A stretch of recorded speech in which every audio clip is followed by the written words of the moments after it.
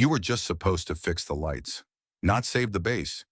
He wasn't yelling, just staring at her like he was seeing her for the first time. Clara didn't answer. She never needed to. For 14 years, she'd lived in the shadows, checking wires, mending circuits, saying little. Nobody asked who she used to be until enemy jets showed up on the radar. And when panic spread and no one else knew what to do, she quietly walked to the locked hangar and asked for 3 minutes. Before we dive in, where are you listening from right now? What's your story? Drop it in the comments. Welcome to Grateful Stories, where tales of compassion and kindness are told. Let's uncover what really happened. The wind howled across Ellsworth Auxiliary Airfield, a lonely outpost in South Dakota's endless prairie. Once, this place roared with jet engines and ambition. Now, it was just a husk, its runways cracked, its hangars whispering of better days. Grass pushed through the concrete like stubborn ghosts. The control tower stood half asleep, tracking nothing but weather drones. Ellsworth wasn't a base anymore. It was a relic, kept alive by paperwork and habit. A handful of souls lingered here. Logistics clerks shuffled reports. Mechanics tinkered with machines nobody flew. Most were just passing through, waiting for orders to somewhere else. And then there was Clara Vance. She arrived each dawn in a battered Chevy pickup, parking in the farthest corner of the gravel lot. Nobody waved. She didn't expect them to. Clara's badge read, Contract Systems Engineer. To the base, she was just the grid lady. Not out of spite, just a lack of curiosity. She worked in the shadows of Ellsworth's underbelly. Rusted circuit boxes, flickering generators, forgotten conduits. She fixed what others ignored. Her hands moved with quiet precision, coaxing life back into systems long past their prime. Clara was 44, her dark hair tied back, her coveralls stained but neat. She spoke only when necessary, her voice soft, almost swallowed by the wind. Nobody asked where she came from or why she stayed. The base ran on monotony, morning checklists, afternoon repairs, evening silence in a cafeteria that smelled of stale coffee and overcooked stew. Clara fit into that rhythm like a gear nobody noticed. She signed work orders in tight, careful script. Then she vanished back to her tools, her solitude, her purpose. She didn't just fix what was broken. She tested backup radios nobody used. She polished the flagpole's casing, though no one asked her to. Most didn't see it. They saw her toolbox, her hunched shoulders, her boots scuffing the concrete. That was enough for them. Sometimes the younger airmen made jokes. Bet she sleeps in the breaker room. One chuckled over a vending machine soda. Clara, passing by with a coil of wire, didn't blink, but not everyone dismissed her. Colonel Marcus Tate, who ran the records office, watched her with a strange intensity, his eyes clouded by years and whiskey, caught on her like a snag in an old memory. Tate was older than the base itself, his office stuffed with yellowed files and ghosts of missions past. When Clara walked by, he'd pause, his pen hovering, like he'd seen her before somewhere. Someone, he never spoke of it, never asked her name, just watched, as if waiting for a puzzle piece to click. Clara's days began before the sun. Her truck's headlights cut through the pre-dawn fog, tires crunching gravel. She'd park, grab her tools, and slip into the base like a shadow. She'd check the power grid first, her flashlight sweeping over humming transformers. A loose connection here, a corroded fuse there. She fixed them all. Nobody noticed the lights never flickered anymore. The mess hall was her only break. She'd sit by the corner vent, a sandwich or an apple in hand. Nobody joined her table, and she didn't invite them. Once, a drone tech whispered, "Thinks she's got a life outside this place." His buddy smirked. "Nah, she's part of the wiring." Clara folded her napkin, stood, and left without a word. But she wasn't invisible to everyone. A groundskeeper, sweeping near the flagpole one Monday, noticed her wiping dust from its base. He didn't say thanks, he just nodded, and she nodded back. Small moments like that dotted her days. a mechanic borrowing her wrench, muttering an awkward "appreciate it," a clerk glancing up as she reset a tripped breaker in the admin wing. They didn't know her, didn't need to. Clara wasn't here for their approval. The base had its own pulse, faint but steady. Hangars stood half empty, filled with crates and cobwebs. The runway hadn't felt a jet's weight in over a decade. Hangar 9 was different, always locked, its steel doors unyielding. Rumors said it held a prototype, something sleek, dangerous, forgotten by the Pentagon. Clara passed it every morning. Her steps slowed, just for a heartbeat. Then she'd move on, eyes fixed ahead. Nobody questioned why she lingered. Nobody questioned much about Clara at all. She was just there, like the wind or the weeds. But there were signs, if anyone cared to look. The backup radar she tested late at night, its screen glowing faintly in the dark. The emergency comms she recalibrated, though no one had used them in years. Once, a young sergeant caught her tightening bolts on an old fuel pump. "That thing's been dead for ages," he said, half laughing. Clara just nodded and kept working. That night, the pump hummed to life. No one filed a report. No one asked why it mattered. Colonel Tate saw more than most. He'd stand at his window sometimes, watching Clara cross the tarmac. His fingers would trace an old scar on his wrist, a remnant of some war he never talked about. He'd seen her kind before. Not in coveralls, maybe, but in cockpits, in briefing rooms, in places where courage didn't need a spotlight. Yet he couldn't place her, and that gnawed at him. One evening, he found an old logbook buried in a storage crate. Its pages listed names from a squadron long disbanded Falcon Strike. One name made him pause, though the ink was too faded to read clearly. He shut the book and pushed it aside. But his eyes followed Clara the next morning, sharper than before, like he was waiting for her to slip, to reveal something. Clara didn't slip. She didn't reveal. She just worked day after day, dawn after dawn. The base's rhythm never changed. Airmen rotated in and out. Equipment rusted, then got patched. The sky stayed empty, save for the occasional drone buzzing like a lazy fly. But something was shifting, just beyond notice. A faint crackle in the radio static one night, a shadow on the radar that vanished before anyone could log it. Clara noticed. She always did. She'd pause by the radar room, her hand resting on a panel, her eyes scanning lines of code nobody else read. Nobody asked what she was doing. Nobody thought it mattered. They had their checklists, their routines, their reasons to look the other way. But Clara's reasons were different. She wasn't here to pass time or punch a clock. She was here because she knew what happened when systems failed, when vigilance slipped. 14 years she'd kept Ellsworth's pulse alive, not for glory, not for thanks, because she'd seen what happened when the lights went out, when the sky turned hostile, when nobody was ready, and deep in her bones, Clara Vance knew readiness wasn't a job. It was a promise. One she'd made long ago, in a place nobody here could name. The base didn't see it yet, didn't see her, but the wind carried a warning, soft and steady, like a storm gathering on the horizon. Clara heard it. She always had. And she was already preparing for the day it broke. Ellsworth Auxiliary Airfield woke to a scream. A piercing siren tore through the morning, shattering the quiet of 14 years. It wasn't a drill, it was a warning, raw and real. In the mess hall, coffee cups hit the floor. Mechanics dropped wrenches, their hands frozen mid-motion. A voice crackled over the PA, "All personnel to stations. This is not an exercise." Lieutenant Ethan Cole, barely 26, sprinted to the radar room. His boots skidded on the polished floor. The air smelled of panic and burnt circuits. On the screen, 4 red blips pulsed enemy jets, unidentified, slicing through the sky.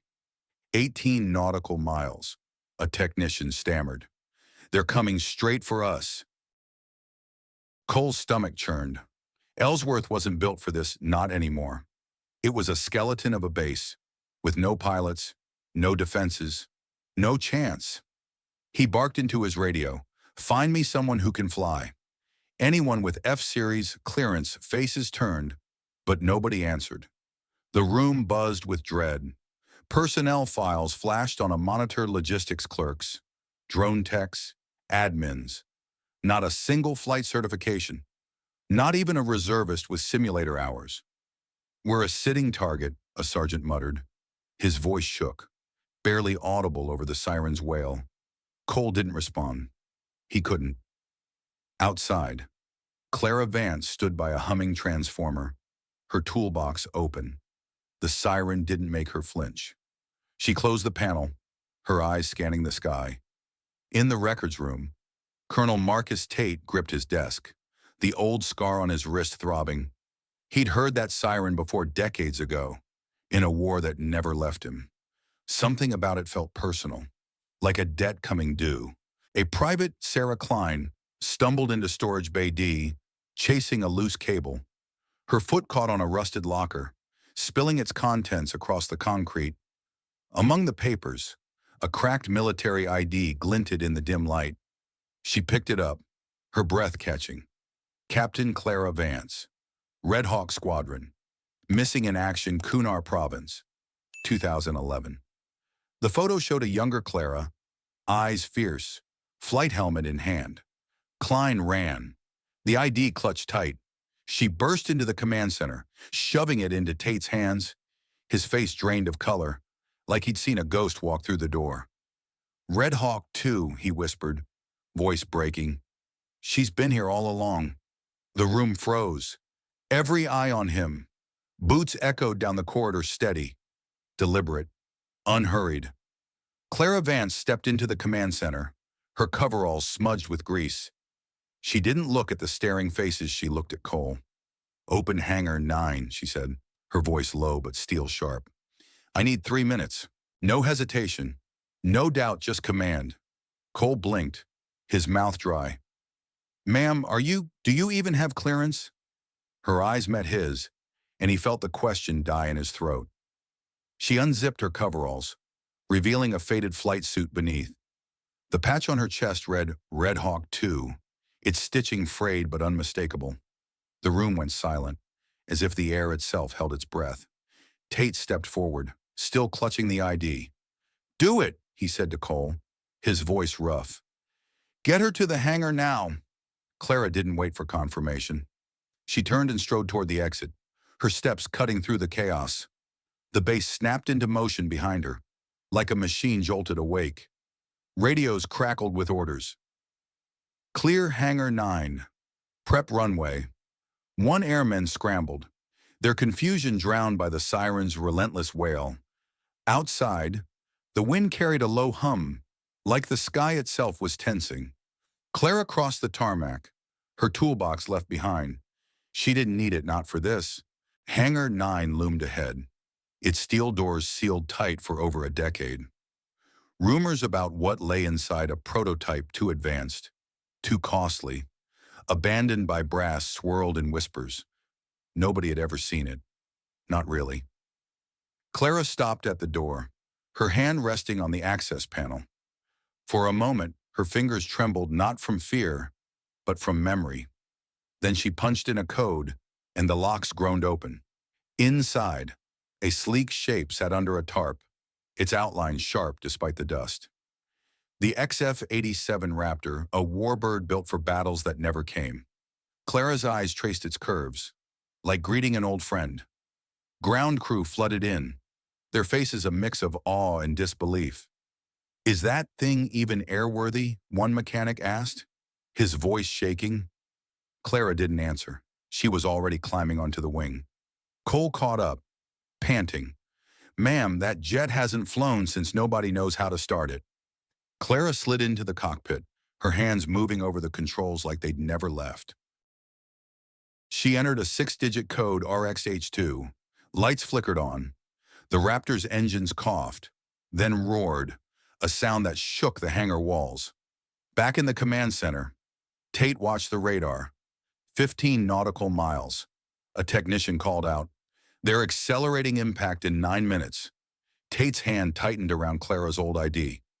He remembered her now, not just a name, but a pilot who'd flown through hell and back. A pilot who'd vanished, presumed lost, until today. Klein, still hovering nearby, whispered, "How did we not know?" And nobody answered. They were too busy watching the hangar doors slide open. The Raptor rolled forward, its frame gleaming under the morning light. Clara adjusted her harness, her movements calm, deliberate. She wasn't just a technician, she was a weapon. Waking up. Airmen lined the tarmac, their faces pale. Some clutched tools. Others just stared. They'd ignored her for years, but now they couldn't look away. Cole's radio crackled. Runway cleared. Foreign craft at 12 miles. His voice broke as he added, "She's our only shot." Clara didn't hear him. She didn't need to. The cockpit sealed with a hiss, and the Raptor's engines screamed louder, drowning out the siren. The runway stretched ahead, cracked and weed-choked. Clara pushed the throttle, and the jet surged forward. Dust spiraled in its wake, like a storm breaking free. Tate stood at the edge of the command center, his eyes fixed on the sky. "Red Hawk, 2 is airborne," he said, his voice steady for the first time that morning. The words felt like a prayer. The Raptor climbed, slicing through the clouds. Clara was alone, no radar, no wingmen, no safety net, but she'd never needed those things before. Back on the ground, the base held its breath. Airmen gathered outside, shielding their eyes against the sun. They didn't know her story, not yet, but they knew they were witnessing something impossible. In the radar room, the blips closed in 10 miles now. The enemy jets flew tight, confident, expecting no resistance. They had no idea what was coming. Clara's hands steadied on the controls. Her pulse matched the Raptor's hum. She was ready not because she wanted to be, but because she'd never stopped being. 14 years of silence had led to this moment. Every fuse she'd fixed, every system she'd kept alive, it was all practice. For this, the sky waited. The enemy drew closer. And Clara Vance, the woman nobody saw, was about to show them who she'd always been. The XF-87 Raptor's cockpit hummed under Clara Vance's hands. Dust coated the controls, but they responded like they'd been waiting for her. She flipped switches with the ease of muscle memory, waking a machine silent for over a decade. The hangar doors stood wide open, sunlight slicing through the morning haze. Clara's fingers punched in the startup code, RXH2. Engines growled, then screamed, shaking the ground beneath. Nobody else knew how to start the Raptor. Its systems were too raw, too experimental, no auto-stabilizers, no digital aids. Only Clara's steady hands understood its secrets. She taxied to runway 1, the cracked concrete trembling under the jet's weight. Weeds scattered in the jet wash. The base watched, breathless, as the Raptor rolled forward. Enemy jets at 10 nautical miles. Lieutenant Cole's voice crackled over the radio. Impact in 7 minutes. Clara didn't reply. She didn't need to. The throttle surged. The Raptor roared down the runway, tires screeching against broken pavement. Then it lifted, clawing into the sky, a shadow vanishing into the clouds. No radar fed her position. No wingmen flanked her. Clara was alone, the way she'd always been. In the command center, Colonel Marcus Tate gripped the edge of a console. His eyes followed the Raptor's fading trail. "Red Hawk 2, he murmured, like a name from a half-forgotten dream. The radar screen pulsed 4 enemy jets, closing fast, their formation tight and lethal. They flew low, skimming the prairie, expecting no resistance. They were wrong. Clara pushed the Raptor into a steep climb, breaking through a layer of thin clouds. The cockpit rattled, its old frame straining against the speed. Her breath stayed even, her focus absolute. She checked the scope, primitive, flickering, but enough. 9 miles out, the enemy held their course, unaware of her. Clara banked hard, diving into a pocket of mist for cover. The lead jet came into view, its silhouette sharp against the dawn. Clara locked on, her thumb hovering over the missile trigger. One breath. Then fire. A streak of light tore through the sky. The explosion bloomed, a fiery scar against the clouds. The lead jet disintegrated, raining metal into the fields below. One down, three to go. The remaining enemies scattered, their formation cracking like glass. They hadn't expected a fight, not from a forgotten base like Ellsworth. Clara's lips tightened, her hands steady on the controls. She pulled a sharp roll, cutting behind the second jet. It tried to climb. Too slow, too predictable. Her missile found its mark, and another fireball lit the horizon. On the ground, the command center erupted in stunned murmurs. "She's taking them out," a technician whispered, eyes wide. The radar tech struggled to track her. She moved too fast, too precise. Clara looped through a cloud bank, vanishing from the enemy's sensors. The third jet swung wide, searching for her. She emerged below it, climbing into its blind spot with lethal grace. Her targeting system flickered, but she didn't need it. A short burst from the nose cannon ripped through the jet's wing. It spiraled down, trailing smoke, and crashed in a distant valley. Three down, one left, but the final jet didn't flee. It dove, low and reckless, straight for Ellsworth. Smoke poured from its right engine, its frame shuddering. It was damaged, desperate, but deadly. This wasn't retreat. It was a suicide run. Clara's cockpit blared warnings, fuel low, engines overheating. She ignored them, pushing the Raptor into a pursuit dive. The prairie blurred below, a patchwork of green and gold. The enemy jet released a missile, its trajectory locked on the base's control tower. Impact in 20 seconds. Clara's pulse didn't waver. She'd seen worse odds. She climbed, the Raptor screaming under the strain. At the peak, she inverted, hanging in the air for a split second. Then she dove, chasing the missile like a hawk after prey. The targeting screen glitched, static drowning the display. Clara shut it off. She aimed by instinct, her eyes locked on the missile's glowing trail. One shot left. She fired, the Raptor's last missile streaking through the sky. A deafening blast erupted as it struck, shredding the enemy missile midair. The shock wave rocked the Raptor, its frame groaning. Clara pulled up, barely clearing the tree line. The base below exhaled, safe for now. The final enemy jet veered. Its mission failed, its damage too severe. It crashed miles away, a smoldering wreck in the prairie. The sky fell silent, but the Raptor was dying. Alarms wailed, hydraulics failing, engines coughing. Clara wrestled the controls, coaxing the jet back toward Ellsworth. The runway loomed, too narrow, too broken. She lowered the landing gear manually, praying it would hold. The Raptor hit hard, tires bursting, sparks flying as it skidded. Metal screeched against concrete. The jet lurched sideways, smoke pouring from its undercarriage. It stopped just short of the perimeter fence, trembling like a wounded beast. Silence swallowed the airfield. Airmen stood frozen, their faces pale under the morning sun. Then the canopy hissed open, and Clara climbed out. Her flight suit was scorched, blackened by smoke and heat.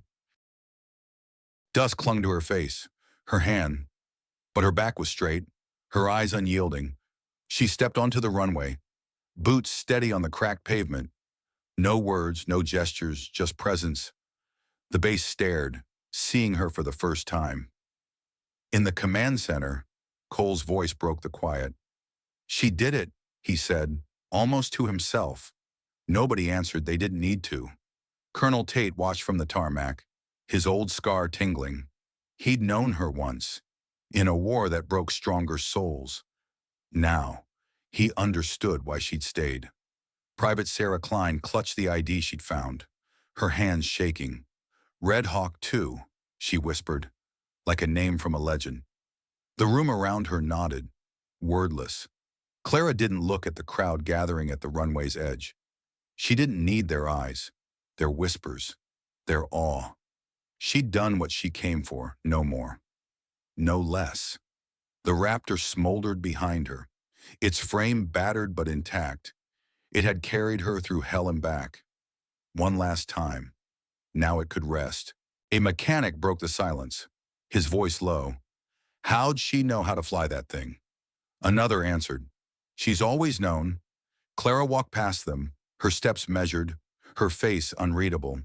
Smoke curled from the jet's engines, drifting into the sky. The base felt different now, alive, awake, afraid no more. 14 years of silence had built to this. Every wire she'd fixed, every system she'd saved it was for this moment. Clara Vance wasn't just a technician, she was the last line of defense. The crowd parted as she passed. Nobody spoke. They didn't need to. They finally saw her.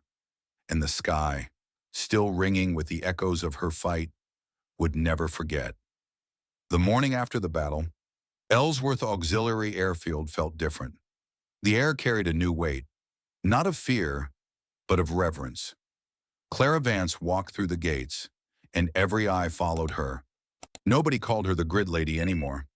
Conversations hushed as she passed the mess hall. Airmen stood straighter, their nods quiet but real. Clara didn't change. She parked her Chevy in the same far corner. Her boots still scuffed the gravel. Her toolbox still swung at her hip. In the maintenance bay, she knelt by a humming breaker box. Her hands moved with the same steady rhythm. But now, the silence around her felt alive, not empty. Lieutenant Ethan Cole watched from across the tarmac. He'd spent the night replaying her flight, her impossible precision. She's not just a tech, he said to no one, his voice soft. Colonel Marcus Tate stood in his office, Clara's old ID still in his hand. He saw her now, not just the pilot from Kunar, but the woman who'd kept Ellsworth breathing. His scar ached, a reminder of wars where heroes didn't always return. The base buzzed with whispers of her flight. Mechanics swapped stories of the Raptor's roar. Young clerks lingered near her workbench, hoping to catch a glimpse. Clara didn't notice or didn't care. She tightened a loose relay, signed a work order, and moved on. Her world was wires and systems, not applause. 3 days later, Tate found her in the maintenance wing. He held a small velvet box, its edges worn but polished. Inside gleamed a silver pin, a hawk's wing, engraved with Red Hawk 1. "This is for you," Tate said, his voice low, steady. "Highest honor our squadron ever gave." He offered it like a debt repaid. Clara looked at the pin, her eyes unreadable. With respect. "Colonel, I'm here to work," she said. She turned back to her tools, leaving the box untouched. Tate didn't push. He set the pin on her workbench, its metal catching the light. Then he walked away, a faint smile on his lips. The base began to shift, not with orders, but with purpose. A group of young airmen gathered after hours, studying Clara's repair logs. They called themselves Hawk Watch, a nod to her quiet legacy. They didn't train from manuals. They learned from Clara's habits, checking backups, testing systems, preparing for the unexpected. Her work became their blueprint. Private Sarah Klein, who'd found Clara's ID, joined the group. She traced Clara's notes on a power grid schematic, her fingers reverent. She knew what mattered, Sarah said, and the others nodded. Hawk Watch wasn't about rank or glory. It was about readiness, the kind Clara lived every day. They met in Hangar 9, near the Raptor's silent frame. The XF-87 Raptor stood under soft lights, its scars preserved, not hidden. Mechanics worked to restore it, not to fly, but to remember. A single word was painted on its wing, Vance. Clara never led the group. She didn't teach or lecture, but when they asked questions, her answers were sharp, like sparks from a live wire. One evening, a young mechanic asked about a backup relay she'd rewired. "Why bother?" he said, half curious. Clara paused, then said, "Because someone will need it." Her words lingered, heavier than the tools on her bench. They weren't doctrine, but they felt like it. Hawk Watch wrote them down, a quiet creed. The base's rhythm changed. Emergency drills tightened, no longer just paperwork. Airmen began checking systems Clara had touched, as if her hands left a map. In the radar room, a terminal stayed unplugged, set aside for manual diagnostics. Nobody said why, but everyone knew. It was Clara's station, always ready. The flagpole gleamed cleaner now. A groundskeeper wiped its casing each week, unasked. He'd seen Clara do it, and now it was his turn. Weeks passed, and Clara's routine held steady. Dawn arrivals, late departures, the same worn coveralls. But her silence now carried a story nobody could ignore. Then, one autumn afternoon, her Chevy didn't roll through the gates. The maintenance bay stayed dark, her tools untouched. A hush fell over Ellsworth, like a breath held too long. Colonel Tate found a folded note on his desk, tucked under a spare fuse. The handwriting was neat, deliberate, unmistakably hers. It wasn't long, but it was enough. Don't overlook the quiet ones, they hold the world together. I was just a pair of hands, doing what needed doing. Keep the systems ready, someone else will carry them on. Sina avi, no date, no address, no explanation, just her initials, and a truth that cut deep. Clara Vance was gone, as quietly as she lived. Nobody searched for her. They knew she wouldn't want it. Her absence was her final lesson. Service doesn't need a spotlight. Hawk Watch grew stronger. Their meetings now official. They studied Clara's methods, her instincts, her refusal to let things fail. Her name became their compass, guiding without commanding. The base didn't return to its old glory, but it found new life. Airmen walked taller, their work sharper, their purpose clearer. Clara's shadow lingered, not in plaques, but in practice. Her workbench remained untouched, a shrine of sorts.